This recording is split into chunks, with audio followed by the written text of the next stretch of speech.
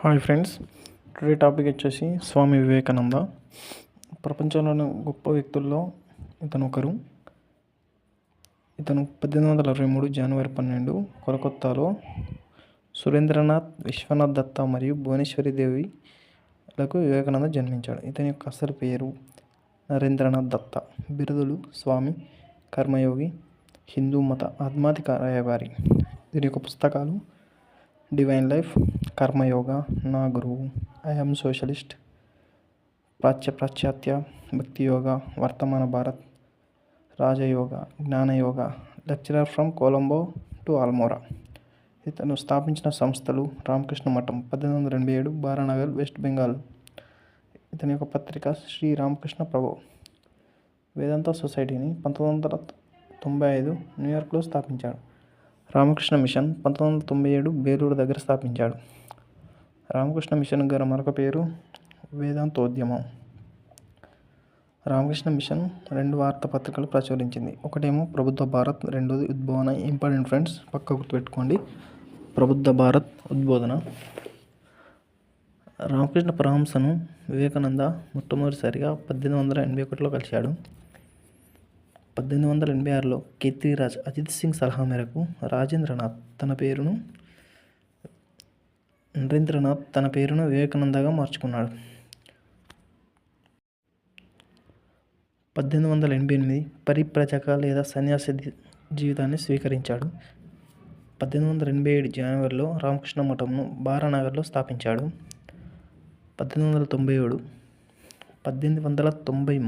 September 11 అమెరికాలోని చికాగోలో హిందూ మతం యొక్క గొప్పతనాన్ని ప్రపంచానికి తెలియజేశాడు. ఈ రోజును వరల్డ్ బ్రదర్హుడ్ డేగా పిలుస్తారు. సెప్టెంబర్ 11 వరల్డ్ బ్రదర్హుడ్ డేగా పిలుస్తారు.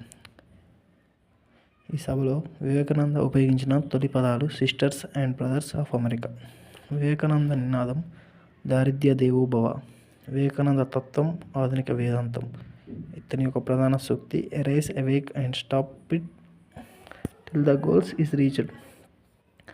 ప్రపంచ మతాల పార్లమెంట్లో పాల్గొన్న గొప్ప వ్యక్తి వివేకానంద అని న్యూయార్క్ హెరాల్డ్ పత్రిక కీర్తించింది. స్వామి వివేకానంద 1995 సంవత్సరంలో న్యూయార్క్లో వేదాంత సొసైటీని స్థాపించాడు. ఇంపార్టెంట్ ఫ్రెండ్స్, 1995 సంవత్సరంలో న్యూయార్క్లో వేదాంత సొసైటీని స్థాపించాడు. స్వాతంత్ర ఉద్యమ కాలంలో అనేక మంది నాయకులు ఇతని నుంచి స్ఫూర్తి పొందారు. రామకృష్ణ మిషన్ ఉచిత పాఠశాలలు, ఉచిత వైద్యశాలను, అనాథ శరణాలయాలను, గ్రంథాలయాలను, ఆధ్యాత్మిక కేంద్రాలను ఏర్పాటు చేసింది. రామకృష్ణ మిషన్ కొన్ని వేల శాఖలు ప్రపంచం అంతటా విస్తరించి ఉన్నాయి. 1901 ప్యారిస్లో జరిగిన వరల్డ్ రీజనల్ పార్లమెంట్ కాన్ఫరెన్స్లో పాల్గొన్నాడు. స్వామి వివేకానంద 1902 జూలై 4వ తేదీన వెస్ట్ బెంగాల్లోని బేలూరు రాష్ట్రంలో మరణించాడు. స్వామి వివేకానంద గురించి ప్రముఖ వ్యక్తులు ఈ విధంగా వ్యాఖ్యానించారు. సుభాష్ చంద్రబోస్ గారు స్వామి వివేకానందను ఆధునిక భారత నిర్మాతగా పేర్కొన్నాడు.